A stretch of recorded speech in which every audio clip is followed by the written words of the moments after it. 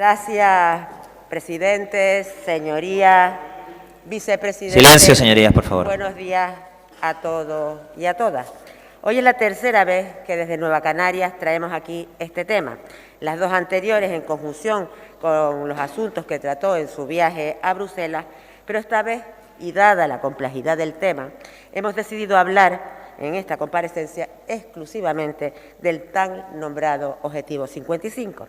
Y la razón fundamental es la preocupación que nos ha creado el hecho de que haya muchas personas, pero particularmente responsables políticos, opinando en los medios sobre este tema, pero la realidad, o por lo menos es lo que aparentan, es que no tienen ni idea de lo que están hablando, con lo que están provocando desinformación y preocupación en la ciudadanía por cuestiones, algunas de ellas, que ni siquiera son de aplicación en Canarias. La cuestión es que oyen campanas y sueltan, pues por esa boquita, lo primero que se les ocurre, que en la mayoría de las ocasiones poco o nada tiene que ver con la realidad. Insisto, hay que reconocer que el Objetivo 55 es un tema con cierta complejidad, pero entendemos que lo responsable, y más en un dirigente político, es estudiar los asuntos y luego opinar.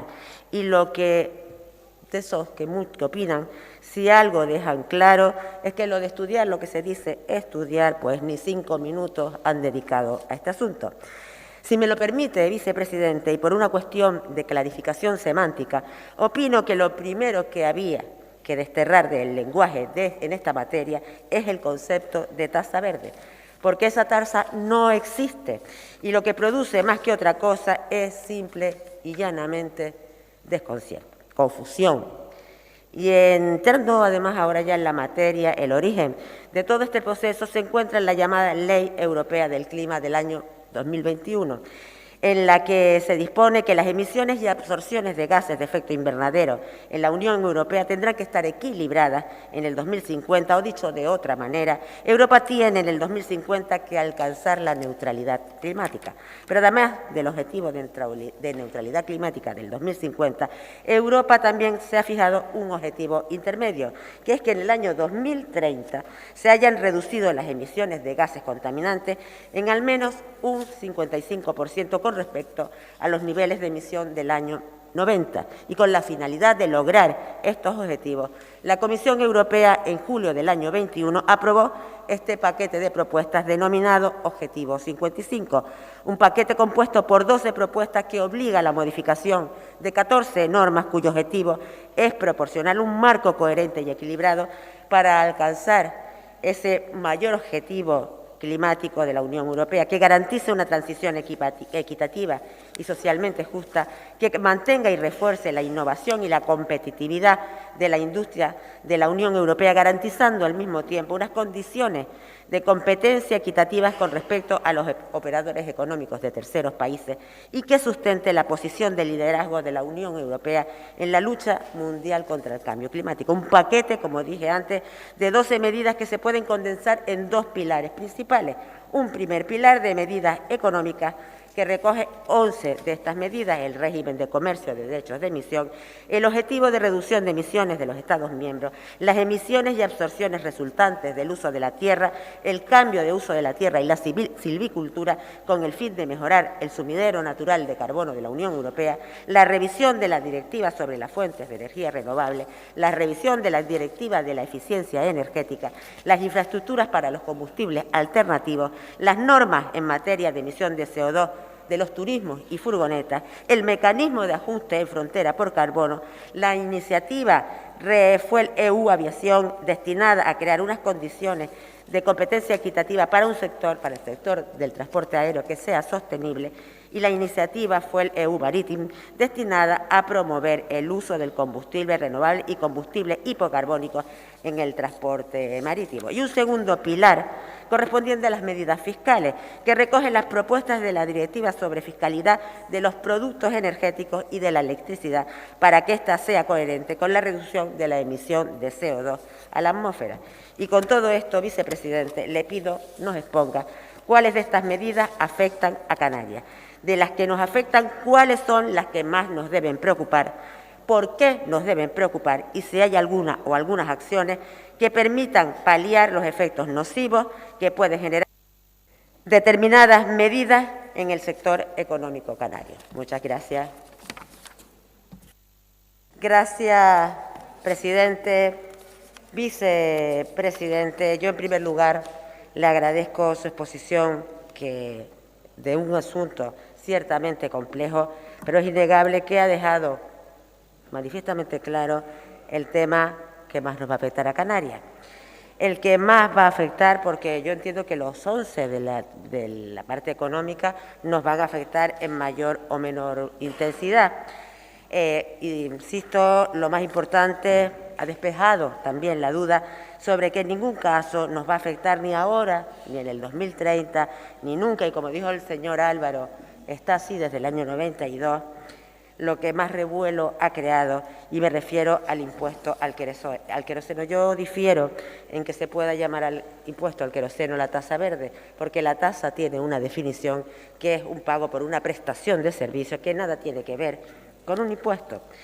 Pero con lo lógico sería que las medidas que nos suponen un gran roto, en este caso, pues el régimen de comercio de derechos de emisión, porque, insisto, el impuesto al queroseno no, sea en el que centremos pues las conversaciones, los debates y las peleas, si quiere, con el gobierno estatal y con los eurodiputados canarias para que se batan el cobre en defensa de las singularidades de nuestra tierra. Porque para las referidas, insisto, a la fiscalidad de la energía, que no son de aplicación en Canarias, no van a hacerlo en el futuro, es absurdo pelear por una exención de algo que ya estamos exentos y que además no depende de nuestra condición de región ultraperiférica, como han dicho algunos de mis antecesores en la palabra, sino que depende de cómo nos adherimos nosotros a la Unión Europea, con lo cual no es algo que puedas cambiar, bueno, cambiar se puede cambiar todo, obvio, pero que tiene más trascendencia que el mero hecho de una exención. Yo reitero, Canarias, en aplicación de la Directiva 2008/118, como dijo el vicepresidente, está exenta de la aplicación de la imposición armonizada europea de productos energéticos, llámese gasolina, gasoil, queroseno, y esta situación no va a variar mientras Canarias se mantenga fuera del territorio fiscal europeo. Con lo cual, insisto, entrar dentro del territorio fiscal es algo que no pueden hacer de manera tan fácil, ni desde luego unilateralmente.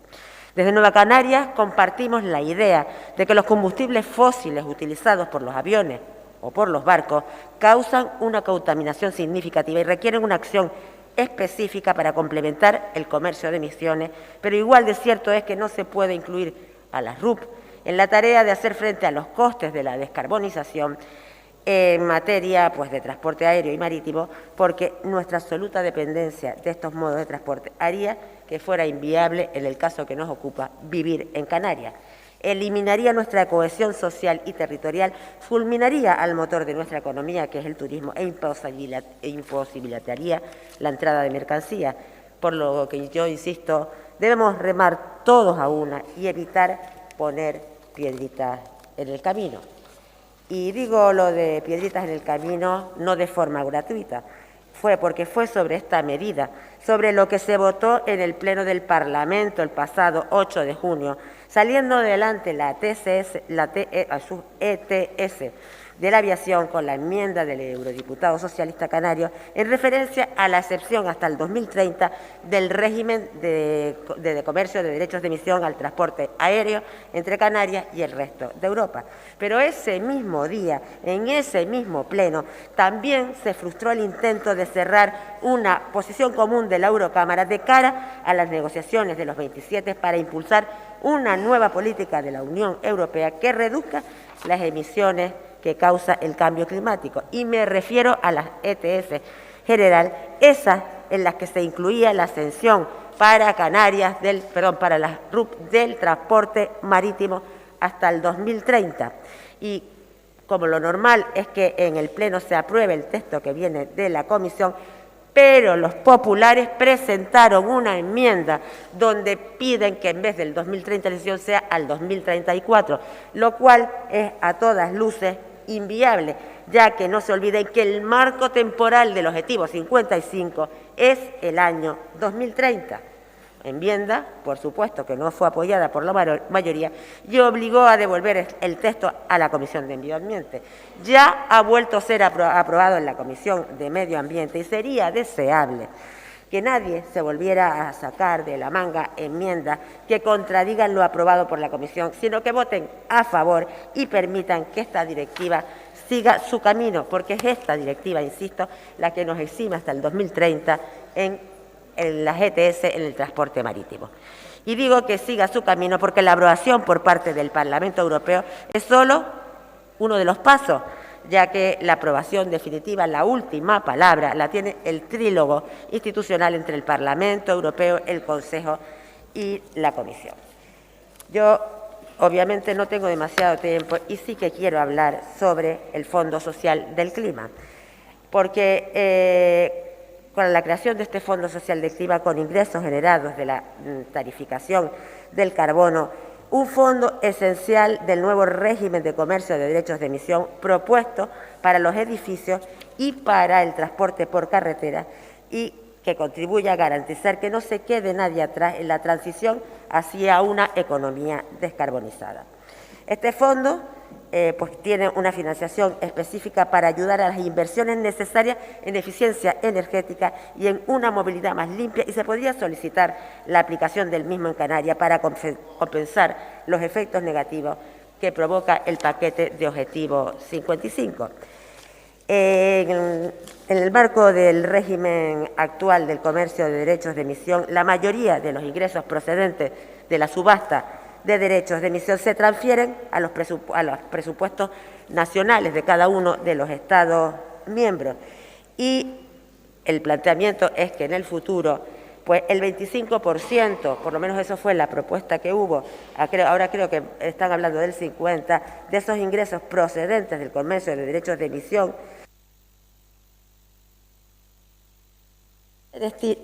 se destine al presupuesto de la Unión Europea para destinarlo a proyectos relacionados con el clima y la energía, además de abordar el posible impacto en los hogares vulnerables, las microempresas y los usuarios de transporte. Y yo le hago una propuesta a todas sus señorías, a todos los grupos parlamentarios y a todas las formaciones políticas, que es en esa nueva estrategia para las RUP, lo que vamos a hablar después, hay un compromiso de la Comisión de ayudar a la RUP en lo que a la pobreza en conectividad se refiere. Y parecería interesante que a partir del 2030 lo que demandemos desde la RUP no sea que nos hagan una exención otra vez del mercado de emisiones de CO2, sino que con cargo a ese fondo o a lo que se queda el Estado miembro, pues se bonifique el mayor coste del combustible que no sea contaminante, porque con eso conseguiremos